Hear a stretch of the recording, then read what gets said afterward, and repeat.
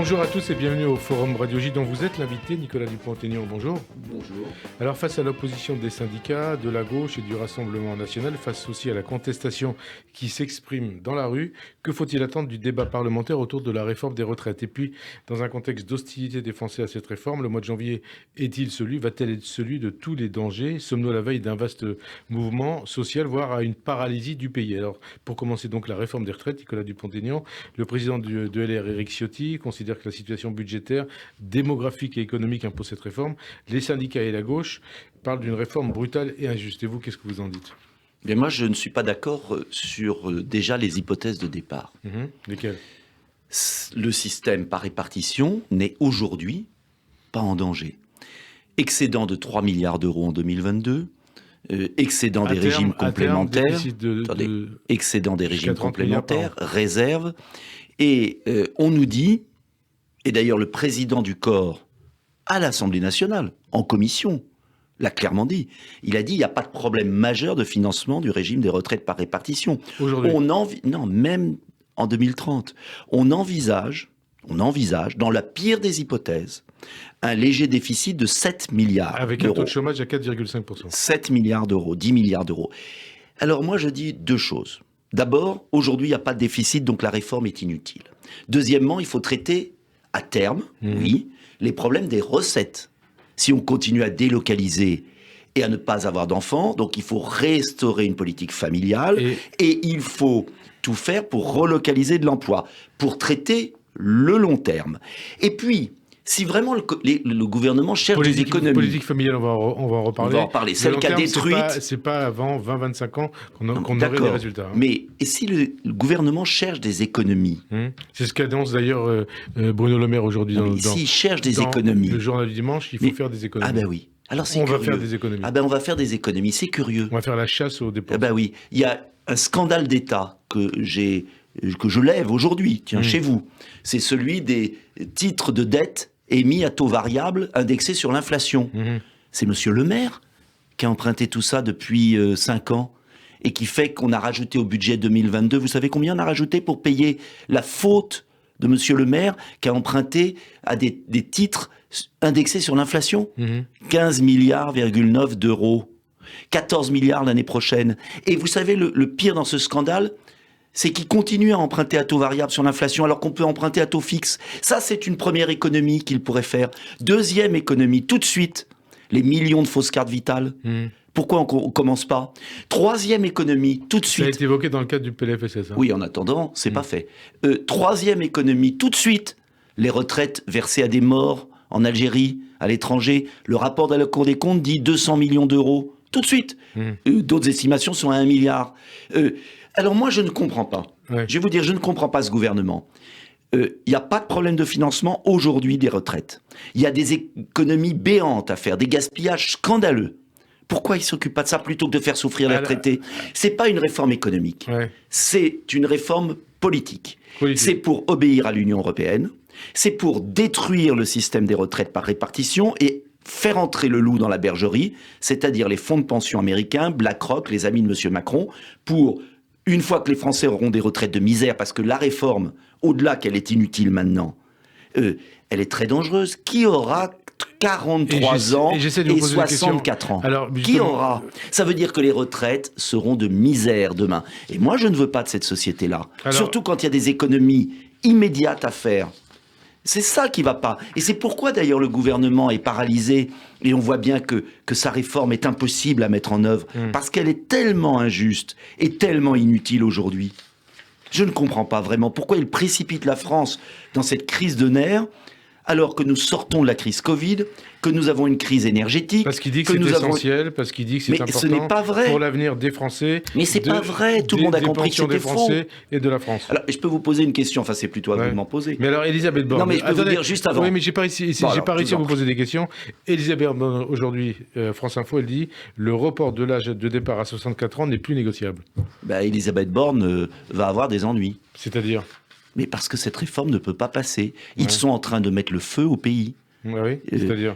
Mais pourquoi mettre le feu au pays pour un totem, alors même que nous ne pourrons régler le problème à terme, s'il doit être réglé, de l'âge de la retraite, que quand on aura réglé le problème de l'emploi des seniors.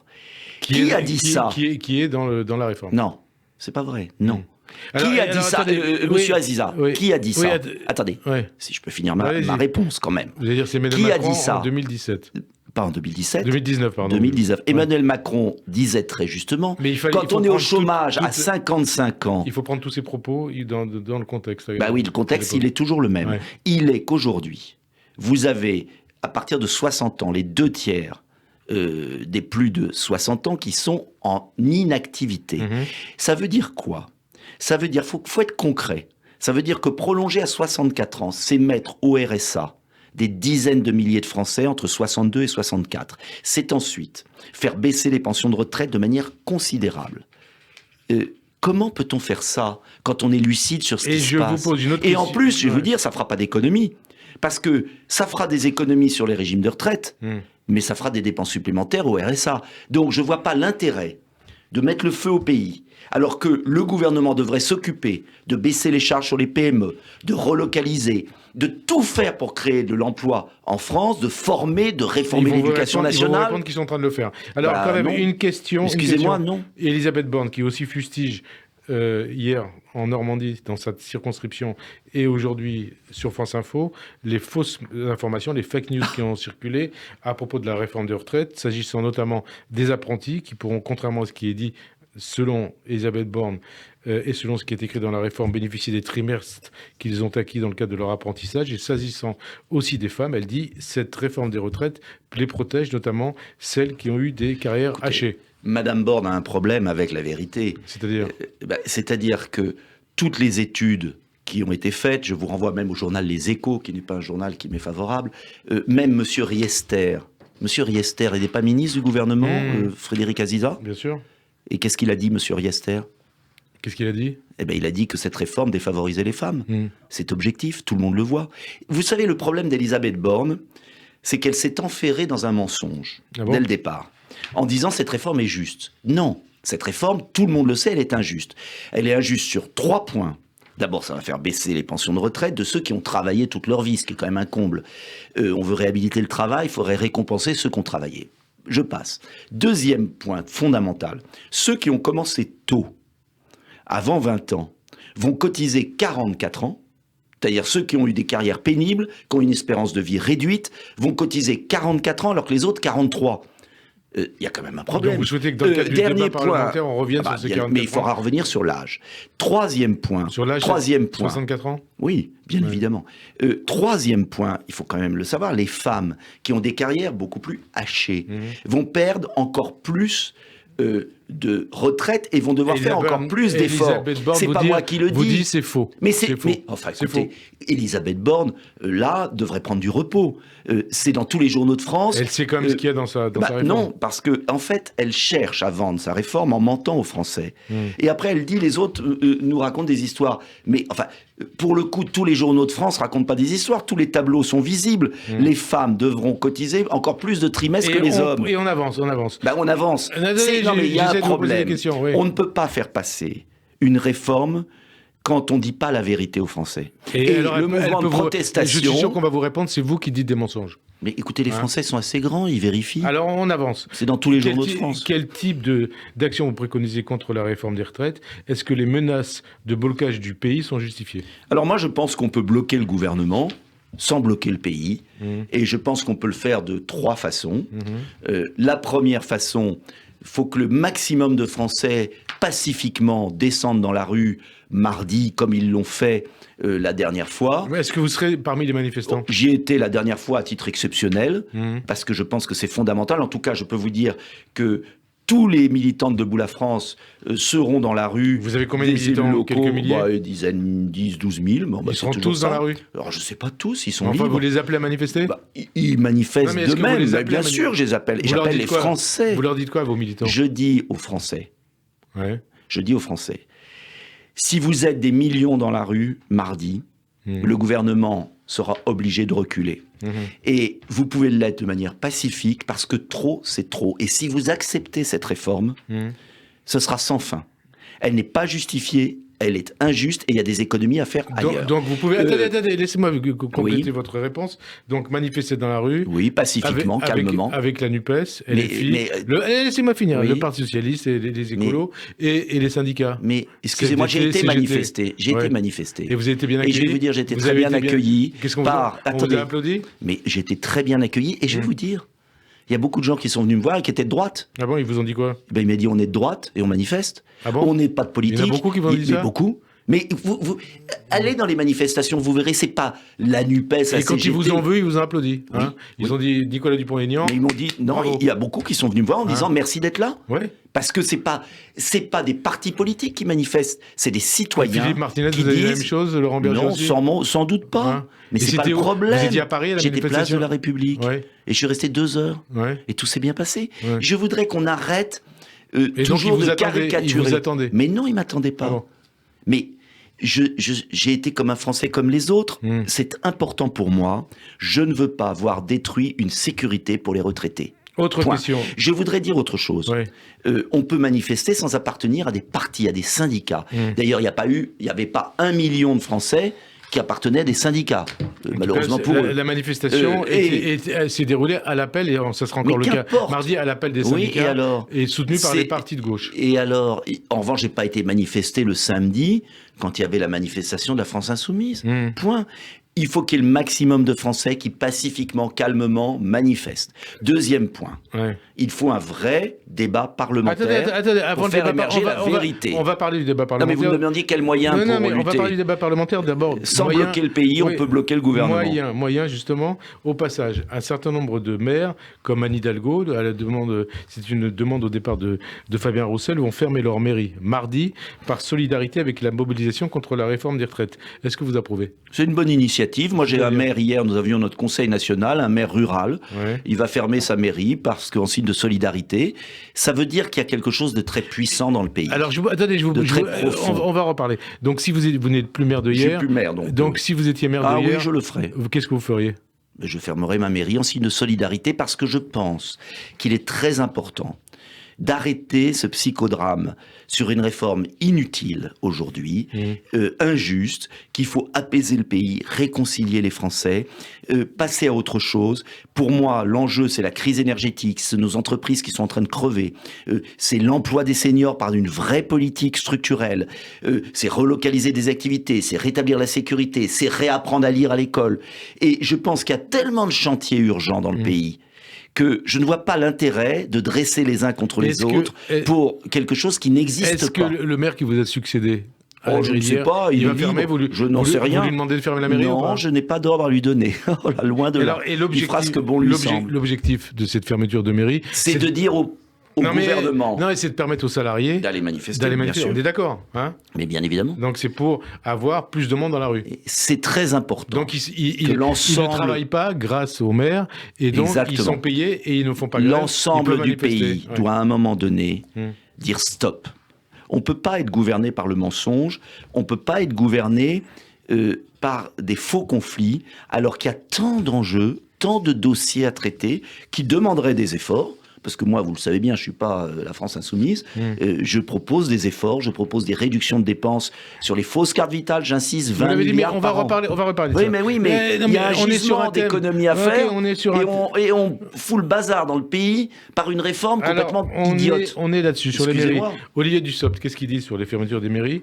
Il dit que cela ne pose pas une vraie question politique en termes de neutralité. Est-ce que ça ne pose pas, la question en termes de neutralité et de respect des convictions des concitoyens, des administrés, et qui pour certains sont opposés à la réforme, mais pour d'autres favorables à la réforme. En tout cas, s'il y avait tant de gens favorables à cette réforme, ça se saurait. Les Français ont pris conscience que cette réforme allait détruire une sécurité de leur retraite fondamentale, qui est un atout du Conseil national de la résistance. Oui, alors on poursuit. Donc, on va parler de la réforme. Je maintiens que l'heure est grave. L'heure est grave. Voilà. Est-ce à dire que tous les moyens sont bons pour qu'il y ait du monde dans la rue mardi, et a priori les prochaines semaines quand il y aura des manifestations, et pour bloquer la réforme des retraites? Est-ce que tous les moyens sont bons? Non, jamais. Moi, vous ne m'entendrez jamais dire ça. Je suis quelqu'un de raisonnable. Je vous ai dit, d'abord, une présence pacifique de la du peuple français dans la rue. Ensuite, un débat parlementaire sérieux qui va montrer en français que la réforme est complètement folle. Et puis, troisième point, un référendum, une pression au référendum, parce qu'Emmanuel Macron nous a dit au début de son nouveau mandat qu'il voulait refonder la vie politique française, qu'il voulait consulter les Français. Ben voilà une belle occasion de consulter les Français. Référendum. Et j'ai lancé, vous le savez, un référendum d'initiative partagée. 185 députés ou sénateurs doivent signer. J'en ai à peu près une trentaine. Il en faut plus. Ensuite, 4 500 000 signatures. Ce sera un bon moyen pour les Français de sortir de leur résignation, c'est-à-dire de signer, de se dire on peut faire un geste concret. Et là, le président serait obligé de consulter les Français. Et ce serait un moyen pacifique, sans bloquer le pays, de donner le pouvoir au peuple. S'il y en a qui sont favorables, eh ben, ils voteront pour. Référendum. Référendum, c'est la seule solution pour sortir de cette crise. Est-ce que vous allez vous joindre à la motion référendaire proposée par la NUPES contre la réforme? Bien sûr, puisque le Rassemblement national en a déposé aussi une motion référendaire. Alors, pour que les auditeurs comprennent, c'est quelque chose d'un peu différent. Le référendum d'initiative partagée que je lance, il suffit de 185 députés ou sénateurs sur les 900. Donc, c'est plus facile à obtenir. Mais après, il faut les 4 500 000 signatures. Et surtout, l'avantage de ma procédure, c'est que le président est obligé de convoquer le référendum. La motion référendaire, c'est autre chose. C'est plutôt une procédure qui va décaler le débat. C'est-à-dire que s'il y a une majorité de députés qui la votent dès le début du débat, le 6 février, le projet est arrêté pour 30 jours. La motion référendaire passe au Sénat. Il faut que le Sénat la vote, ce qui est peu probable, mais si il la vote, ensuite le président de la République peut refuser. Donc, si vous voulez, la motion référendaire est une bonne opération pour retarder le débat. Mais avec la motion référendaire, Emmanuel Macron garde le pouvoir de décider ou pas. Tandis qu'avec mon référendum d'initiative partagée, Emmanuel Macron serait obligé de consulter les Français. Donc, ce sont deux procédures parallèles, complémentaires. Je crois vraiment, Frédéric Aziza, qu'au-delà des gens qui sont pour ou contre la réforme, par exemple le MEDEF, les patrons sont plutôt pour la réforme, mais ils disent, pourquoi diable le gouvernement s'est lancé là-dedans maintenant, alors que nous sommes convalescents. Il fallait qu'il attende 2027 ou pas? Mais il y avait le temps. 2027? Oui, largement. Ah ouais? Ah bon? De toute façon, je vais vous dire, moi je pense que la réforme ne va pas passer, que nous sommes à la veille d'un tremblement de terre social et économique dramatique. Pourquoi je suis hanté par cette réforme et je supplie le gouvernement de revenir à la raison. Mais si par malheur cette réforme passait, en tout cas, ça sera un enjeu de l'élection présidentielle, de ceux qui veulent l'abroger ou de ceux qui veulent la maintenir. J'ai pas très bien compris tout à l'heure par rapport à la manifestation. A priori, vous ne serez pas parmi les... j'espère y être. Ah, mais je ne veux pas donner... Je ne suis pas un syndicaliste. J'y ai été la première. Non, mais c'est important de savoir. Mais j'y ai été la première et je ferai tout pour y aller. Mais si je ne suis pas, c'est pas un drame. Ça dépend de quoi? Ça dépend de ce qu'il y aura à l'Assemblée ce jour-là, etc. Ce sera les questions gouvernement. En tout cas, il faut aller à la manifestation. J'irai s'il faut que j'y aille. J'y serai ravi. Non, mais dites-le aux Français qui vous écoutent. J'irai à la manifestation. J'y ai été. J'irai à nouveau à la manifestation. J'irai. Est-ce que ce sera à Paris? Je n'en sais rien. Voilà. Il y a d'autres manifestations en province, pacifiques, calmes. Je veux dire une seule chose. Je crois très important que des excès n'aient pas lieu. Notamment, je dis à certains syndicalistes qui veulent employer des moyens de blocage du pays, c'est pas raisonnable. Blocage du pays, alors blocage des raffineries. Ça ferait le jeu du gouvernement. Blocage des raffineries. Ça ferait le jeu du gouvernement. Blocage des transports. Je ne pense pas que ce soit raisonnable. Et couper le courant des députés qui sont pour la réforme. Tout insupportable, je le condamne. Bien évidemment. Et je crois vraiment que le pays subit une crise très forte inflationniste. 15% d'augmentation du panier de la ménagère. 15%.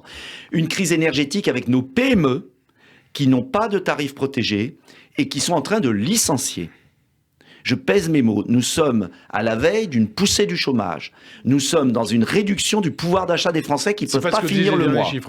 Les derniers chiffres, excusez-moi, allez faire vos courses. Et vous verrez que les Français ne peuvent pas finir. Attendez, le chômage, excusez-moi, le chômage qui baisse, c'est le recrutement des apprentis. Alors qu'on arrête de raconter n'importe quoi. Par rapport à... Qu'on regarde les statistiques précises. Ce sont les radiations et le chômage des apprentis. Il n'y a pas que le chômage qui baisse. Vous avez dit il faut qu'il y ait des millions de personnes dans la rue pour bloquer la réforme. Est-ce que ça veut dire que, alors que le président a été élu il y a 7 mois, l'Assemblée nationale, les députés il y a 5 mois, est-ce que ça veut dire que c'est la rue qui doit avoir raison contre le suffrage universel? Excusez-moi, le suffrage universel, il a été très clair. Ah bon? Emmanuel Macron a été réélu, mais ensuite, quand il s'est agi de sa réforme et de son programme, les Français ont refusé de lui donner une majorité, ce qui s'était jamais vu. Ah bon. C'était jamais vu sous la 5e, 6 semaines après. Est-ce qu'il y a une majorité Donc, pour la retraite à 60 ans référendum. Mais en quoi Pourquoi un référendum Puisque les élections ont eu lieu il y a 6 mois. Mais justement, il n'a pas de majorité. Et d'ailleurs, la preuve, Frédéric Aziza, c'est qu'il y a beaucoup de députés de la majorité, il va y en avoir encore plus la semaine prochaine, qui ont dit qu'ils ne voteraient pas la réforme. Donc, de la majorité, qui n'est pas une majorité d'ailleurs, d'une minorité. Ça veut dire quoi ? Ça veut dire que Emmanuel Macron a été élu, je ne nie pas son élection. Mais ça a été le premier, le soir de son élection, à dire « j'ai pas été élu pour mon programme, j'ai été élu pour faire barrage à mon adversaire ». C'est ça la réalité. Et ensuite, il n'a pas eu de majorité, pour une raison très simple. C'est que les gens ont lu son programme, ils ne voulaient pas de son programme. Donc il ne doit pas appliquer le programme pour lequel il a été élu, pour lequel il a été premier au premier tour. Excusez-moi, il doit avoir suffisamment de finesse pour s'attaquer pour moi aux défis du pays qui sont plus consensuels, parce que le pays est en danger de mort. Et quand on est en danger de mort, quand on est dans une passe difficile, économique, sociale, on ne jette pas de l'huile sur du feu. De l'huile sur du feu. C'est de l'huile sur le feu. Et ce sont des gens qui sont hors du temps et de l'espace. Vous basez sur qu'ils aillent voir la vie des Français qui triment et qui ont du mal en ce moment. Qui ne peuvent pas payer leur... à la fin du mois, les Français ne peuvent plus se nourrir. Voilà la réalité.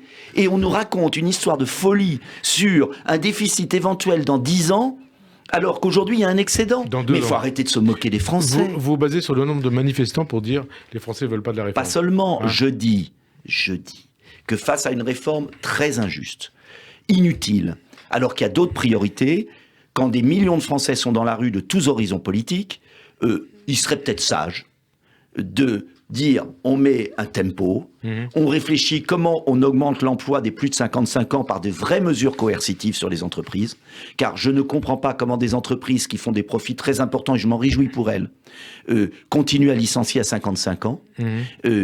Comment on peut laisser... Vous savez, j'ai reçu des lettres poignantes, et tous ceux qui nous écoutent le savent. Au-dessus de 55 ans, vous êtes jeté comme un malpropre dans la plupart des entreprises françaises. Voilà la réalité.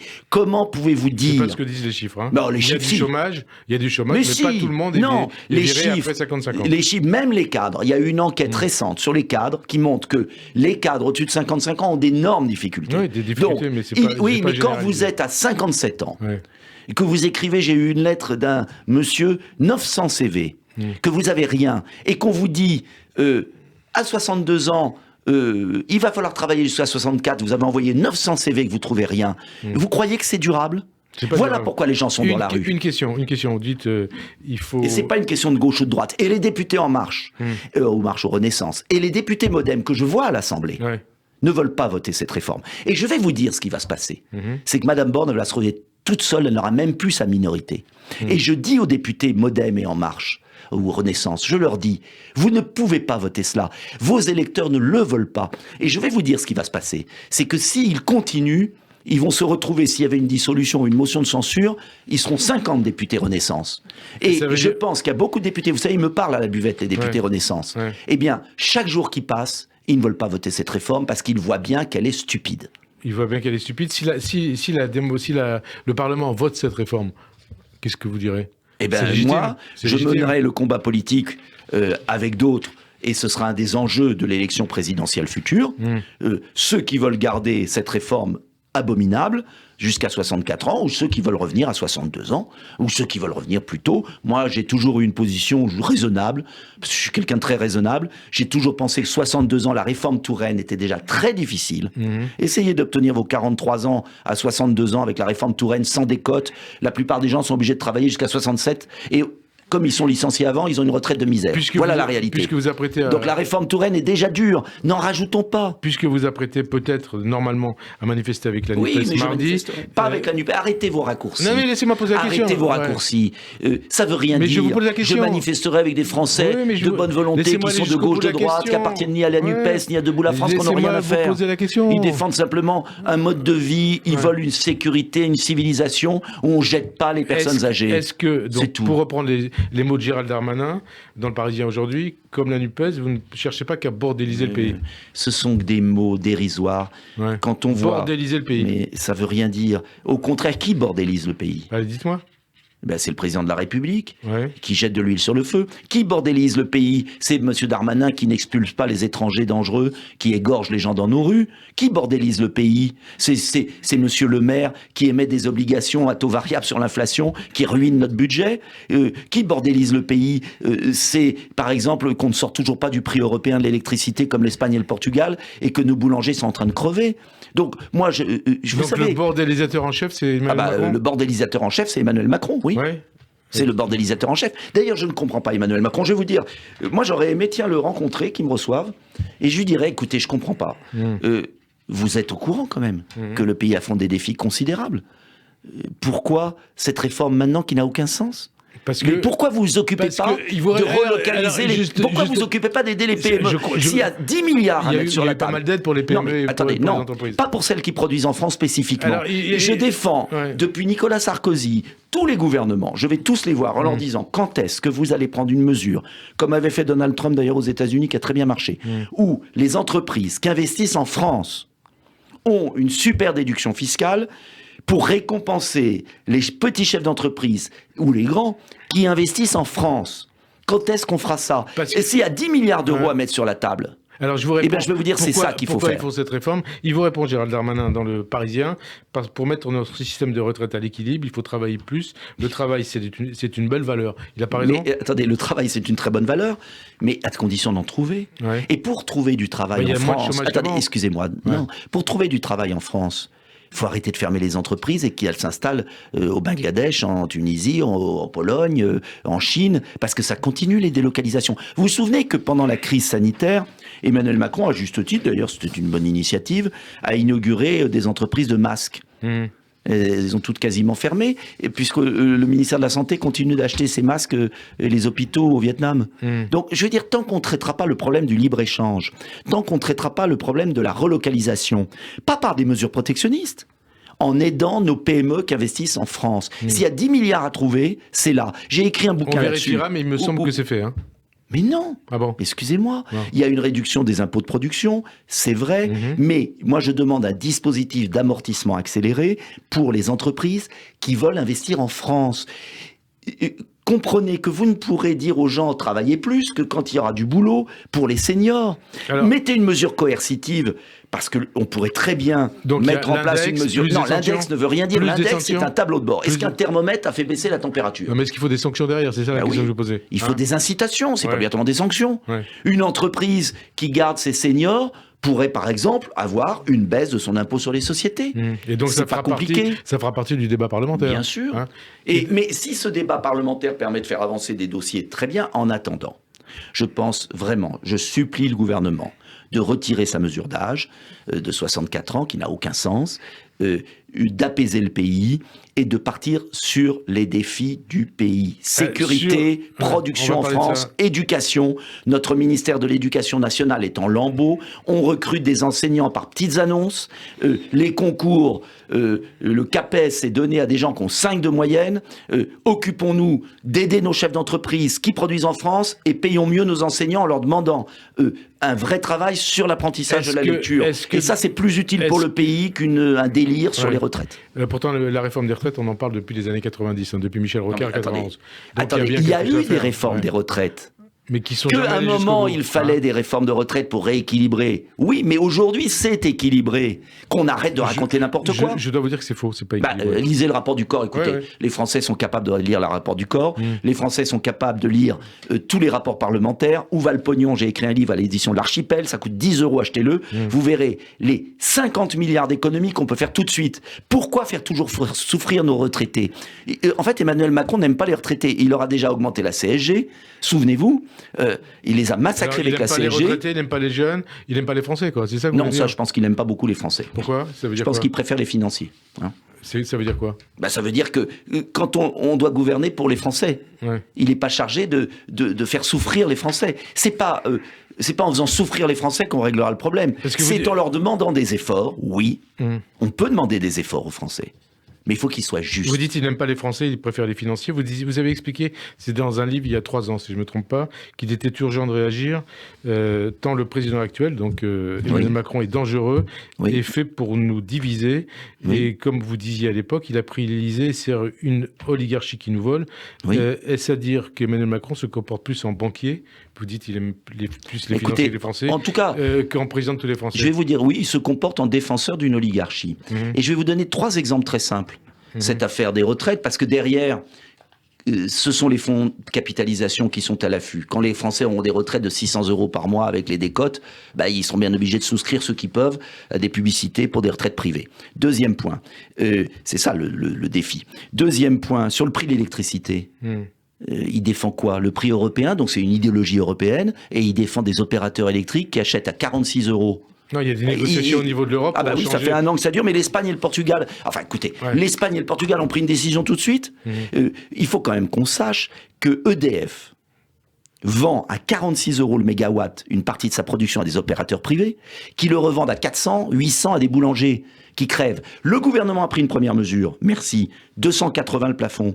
Mais quand vous passez de 50 € à 280, vous faites quand même faillite. Pourquoi le gouvernement ne fait pas comme l'Espagne, à réindexer le prix de l'électricité sur le coût de production français? On a la chance d'avoir une électricité nucléaire, hydroélectrique. Le coût de production moyen n'est pas plus de 80. Alors, pourquoi on paye... Deuxième point. Et troisième point, sur les autoroutes. Rapport parlementaire, le cas a enchaîné de cette semaine, rapport de l'inspection des finances, qui recommande de baisser les prix des péages, qui a des profits indus.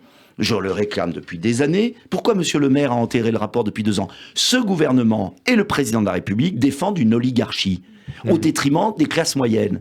Tout le monde le sait. Alors, donc maintenant, ça suffit. Pourquoi il y a des gens dans la rue? Parce que c'est insupportable. On revient à la réforme des retraites. Je demande un peu de justice. Est-ce qu'il y a des points positifs dans cette réforme ou pas? Non, dans cette réforme, pour moi, il n'y a absolument aucun point négatif. Le point positif, le seul point positif, c'est ce qu'on aurait dû faire depuis longtemps et qu'on peut faire sans la réforme, mais ça coûte 1,5 milliard, donc il faut dégager ailleurs de l'argent. C'est ces retraites à 1 200 € brut, malheureusement c'est du brut, mais c'est déjà mieux. SMIC, on peut le faire, ça a été promis. Avancée sociale ou entourloupe? Si c'est fait sans l'augmentation à 64 ans, c'est une avancée. Si c'est fait comme un sucre d'orge, alors que par ailleurs on vous tape sur la tête, c'est pas une avancée. Donc, pourquoi on le fait pas depuis longtemps? Depuis 2003, c'était promis, dans l'énième réforme. Ça coûte 1,5 milliard. Je préférais qu'on paye pas de retraite à des morts à l'étranger. Je préférais qu'on réduise les fraudes à la carte vitale et qu'on donne ce 85%. Ça, oui, c'est une bonne idée. Vous êtes pour la retraite à 62 ans? Oui, je ne veux pas descendre à 60 ans parce que je pense qu'on n'en a pas les moyens. Alors, vous allez avoir 62 ans le 7 mars. Ah, vous voulez que je prenne ma retraite? Vous allez avoir 62 ans le 7 mars? Eh oui. Vous allez prendre votre retraite ou pas? Écoutez, je suis élu par les Français, donc je ne vais pas la prendre tout de suite. Donc ça veut dire que j'ai cette chance de pouvoir continuer. Les élus, les hommes politiques ne doivent pas se conformer à la règle applicable aux autres Français? Non, mais moi je suis... Vous savez, la plupart des Français continuent jusqu'à 67. Ouais. Parce que vous savez qu'il y a une décote avant 67. Donc, voilà, donc il y a cet info problème. Vous avez fait combien de mandats? J'en suis à mon 6e mandat. Donc votre retraite, vous la toucheriez à plein Tout à fait. Donc vous voyez que je ne le fais pas pour l'argent. Voilà. Et donc à 67 ans, vous arrêtez? Mais non, j'en sais rien. Ça dépendra du peuple. Ça dépendra du peuple, donc vous pouvez être candidat encore... Mais ça vous fera de la peine peut-être? Oh, pas du tout, je vous pose la question. Moi, ça fera de la peine à mes adversaires. Ouais, mais donc vous serez candidat... Mais je n'en sais rien, j'arrêterai peut-être. Mais non, mais non. Ah bon. Vous savez, je crois à la démocratie.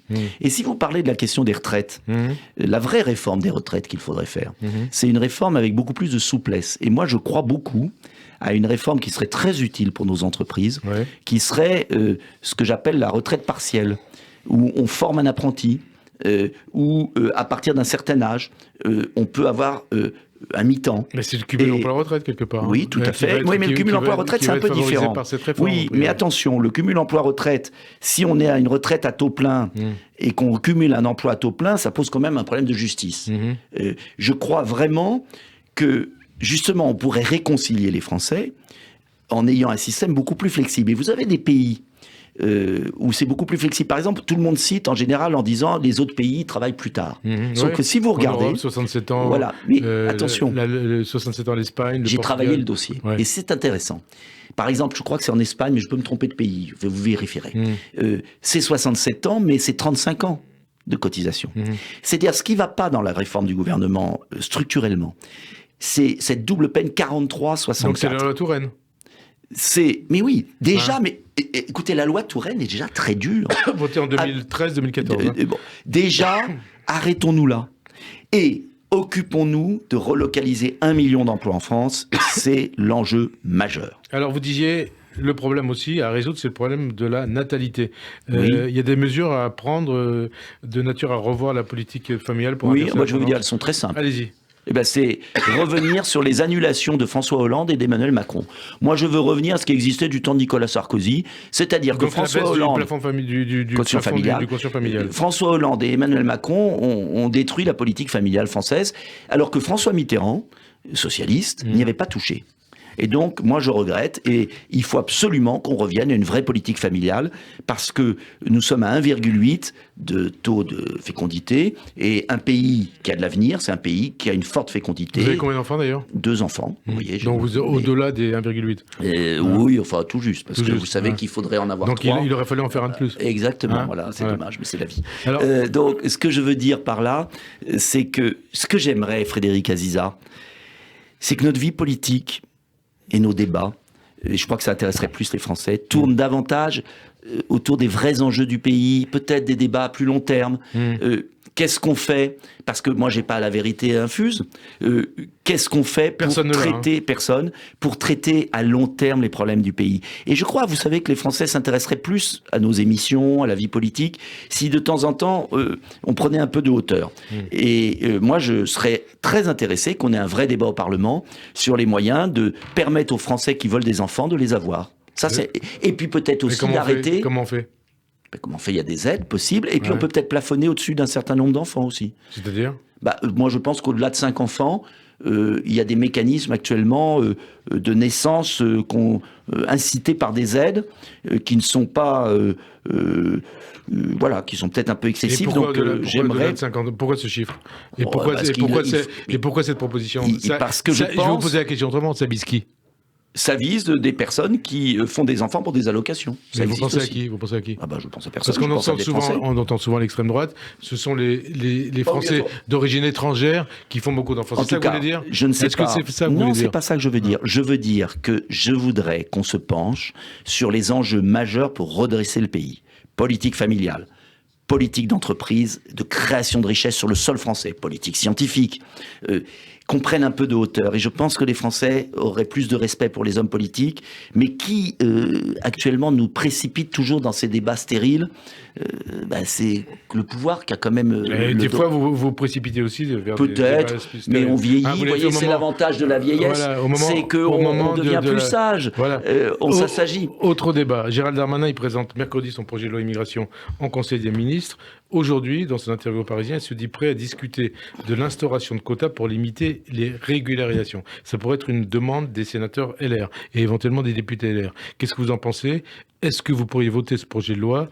En tout cas, à quelles conditions vous pourriez le voter ? Je ne voterai pas ce projet de loi tant qu'il y aura les régularisations sous le faux prétexte de métiers en tension, car je n'accepte pas que le gouvernement utilise ce vrai problème des métiers en tension, qui peut être réglé autrement, pour régulariser encore des dizaines de milliers d'étrangers.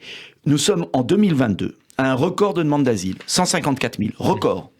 Et vous savez très bien que les déboutés d'une demande d'asile restent en France et sont des clandestins. Deuxièmement, nous sommes à un record d'immigration régulière, record de visas. Le pays est en train d'être submergé par l'immigration. Submergé. Qu'est-ce que vous entendez par ce mot submergé ? Submergé, j'entends la réalité que nous sommes, Emmanuel Macron, son gouvernement, ont ouvert les portes de l'immigration en France, que c'est un problème majeur et qu'on réglera le problème de l'intégration. Donc ça remonte à 2017 ? Même avant. On ne réglera le problème de l'intégration, parce qu'il faut intégrer ceux qui sont là. De l'assimilation, parce qu'il faut assimiler, et pas se contenter d'intégrer. On ne réglera cela... C'est quoi pour vous la différence entre intégration et assimilation ? L'intégration, c'est un processus, l'assimilation, c'est un résultat. On s'intègre progressivement et à la fin, on est assimilé. Ça veut dire la négation de ce qu'on est au départ aussi. On renonce à une partie de ce qu'on est, oui. Ouais. Oui, parce que pour devenir français, c'est adhérer à un système de valeurs. Et pourtant, l'intégration, ça fait partie des lois de la République, du modèle français. Oui, l'intégration, mais non, ce qui faisait partie du modèle français, cher Frédéric Aziza, c'est l'assimilation. Et c'est justement ce qui a permis à la France de digérer de grands flux d'immigration successifs, parce que on ne venait pas avec ses coutumes, avec ses mœurs, avec etc. On s'adaptait à la France. On devenait un Français. Point. Et on ne regarde pas la couleur, l'origine, la religion, j'en ai rien à faire. Et français pour moi, celui qui respecte les lois de la République. Il nous reste 5 minutes, beaucoup de questions. Où en sont vos relations avec Marine Le Pen? Est-ce qu'elles sont totalement bloquées ou elles sont redevenues, elle peut redevenir votre allié naturel comme ce fut en 2017 j'ai des relations cordiales avec Marine Le Pen, nous ne sommes pas toujours d'accord sur tout, mais j'ai des relations comme avec d'autres, et j'estime, et je le maintiens, qu'il faut une grande coalition patriote, gaulliste, républicaine, pour rassembler les Français le moment venu. Éric Zemmour, il est d'extrême droite ou pas? Éric Zemmour n'est pas d'extrême droite pour moi, mais il y a eu des positions parfois maladroites et je le regrette. Maintenant, moi, je veux que tout le monde se rassemble parce que le pays est en danger. On n'a pas parlé, y compris avec Zemmour. Avec tous. Alors, si Zemmour met de l'eau dans son vin. Non, je pose une avant, question. je voudrais qu'on parle de l'Ukraine, cher Frédéric Azila, parce qu'il y a une guerre à nos portes. Quand même. On en parle de l'Ukraine. Zemmour, il a communiqué le 23 janvier autour de ses retrouvailles avec Jean-Marie Le Pen dans les locaux du site d'extrême droite Boulevard Voltaire. Photo à l'appui. Le Pen des chambres à gaz, point de détail de l'histoire. Est-ce que ça ne fait pas de lui, de Zemmour, un leader d'extrême droite? Je ne comprends pas toujours ce que fait Éric Zemmour. Moi, je veux qu'on gagne en 2027. Il y aura le choix entre une grande coalition patriote et républicaine, je l'espère, si les républicains ne partent pas à soutenir Macron, parce que je ne comprends pas leur suicide politique. De l'autre côté, il y a NUPES qui est vraiment dangereux. Il y a Macron qui est dangereux. Vous allez manifester avec eux, Mais je ne vais pas manifester. Non, arrêtez. Je manifeste avec les Français, ça suffit. Et puis, moi, je vais vous dire, on parle de toutes ces questions intérieures, mais il y a un vrai danger extérieur. 3 minutes, l'Ukraine. Qu'est-ce qu'il faut faire face à Poutine? A-t-on raison de vouloir livrer des armes, notamment des chars lourds, éventuellement des avions, à l'Ukraine? Et puis, est-ce que, quelque part, cette guerre ne marque pas la naissance d'une nation, la nation européenne, notamment en matière de défense? Non, je crois que cette guerre est une tragédie pour l'Europe. Qu'elle peut déclasser l'Europe face à la Chine et aux États-Unis pour 50 ans, et que c'est un drame. Voilà pourquoi j'ai condamné l'agression russe. Voilà pourquoi j'estimais qu'il fallait à certains moments aider les Ukrainiens. Mais là, je pense qu'on va trop loin, puisqu'il ne s'agit plus d'un combat pour défendre l'Ukraine, il s'agit d'un combat pour abattre la Russie. Je pense que c'est partir dans un engrenage de folie. Et quand je vois que le chef... Et j'ai amené les déclarations, il faut que vous le sachiez quand même, que le chef des forces armées ukrainiennes célèbre Stepan Bandera, qui a été le complice des nazis pour massacrer les juifs, et que le 1er janvier dernier, il a écrit un tweet, chef des forces ukrainiennes, qu'on aide. La victoire complète et finale du nationalisme ukrainien viendra lorsque l'Empire russe cessera d'exister. La lutte contre l'Empire russe est en cours en ce moment et les directives de Stepan Bandera sont bien connues du commandant en chef des forces armées. Moi, j'ai honte. J'ai honte qu'on livre des chars lourds à des gens qui célèbrent celui qui a massacré les Juifs en Ukraine pendant la guerre. J'ai honte de cela. Et je dis que si les Russes ont eu un tort énorme à agresser l'Ukraine, nous n'avons pas avec des centaines de milliers alimenté de morts, et des milliers de morts côté ukrainien aussi. Les torts sont partagés pour moi. C'est un conflit territorial du Donbass. Partagé. Et oui. Et je ne veux pas. C'est pas Poutine qui a lancé la guerre. C'est Poutine qui a lancé la guerre, mais n'oubliez pas que l'Ukraine n'a pas respecté les accords de Minsk sur l'autonomie du Donbass. C'est un conflit, je finis, c'est très grave. C'est un conflit territorial qui aurait dû être circonscrit. C'est un conflit dans lequel la France doit faire des offres de paix pour éviter le drame au sein du continent européen. Je pense que la Russie est affaiblie. Je pense qu'aujourd'hui, il faut une offre de paix, retrait des troupes russes, autonomie du Donbass, démilitarisation de l'Ukraine, et qu'il faut faire la paix d'urgence. Et je suis un des rares hommes politiques à arrêter de souffler sur les braises, car ce conflit, je vais vous dire, c'est la ruine de l'Europe économique et sociale pour le plus grand profit de la Chine et des États-Unis. Donc c'est pas du tout la naissance de la nation d'Europe. C'est la ruine de l'Europe. Vous dites plutôt Poutine que Zelensky ou pas? Non. Je dis ni l'un ni l'autre, et je dis que Zelensky est en train de nous entraîner dans un engrenage de folie. Dernière question. 2 attentats terroristes palestiniens ont endeuillé Jérusalem vendredi, ce week-end, vendredi et samedi. 7 morts devant une synagogue vendredi soir après la prière du Shabbat, et samedi 2 civils blessés dans un autre quartier de Jérusalem. Qu'est-ce que ça vous inspire? C'est un drame. Et c'est un drame, et là aussi je me méfie beaucoup. Vous voyez, c'est comme sur l'Ukraine et la Russie. C'est-à-dire C'est-à-dire que dans les médias français, c'est toujours la Russie qui est le diable et l'Ukraine qui sont des gentils. Et dans les médias français, c'est toujours les Israéliens qui sont les méchants et les Palestiniens qui sont les gentils. Voilà. Alors, c'est pas le cas. Alors que c'est beaucoup plus équilibré. Donc voilà. Donc, et en donc Ukraine, je Poutine souhaite... qui est le gentil, Non, et Zelensky mais pourquoi le méchant. vous voyez Non, mais j'essaie de comprendre ce que vous dites. Non, il y a une histoire. Ouais. Le Donbass est une zone géographique tendue. C'est une guerre civile. L'Ukraine a été pour les 2 tiers est russe Et pendant Israël-Palestine, 3 siècles. Et Israël-Palestine, vous le savez bien, le problème des territoires occupés, qui est un drame des 2 côtés. Et il faut une réconciliation. Et c'est pas facile. Et c'est pas moi de Paris qui veut donner des leçons aux Israéliens. Merci en tout cas Nicolas Dupont-Aignan, parce qu'on arrive à la fin de Merci cette émission, à vous d'avoir répondu à notre invitation. Bonne fin d'après-midi. Bonne sur Radio fin J. Et à dimanche prochain. Merci et bonne manifestation mardi.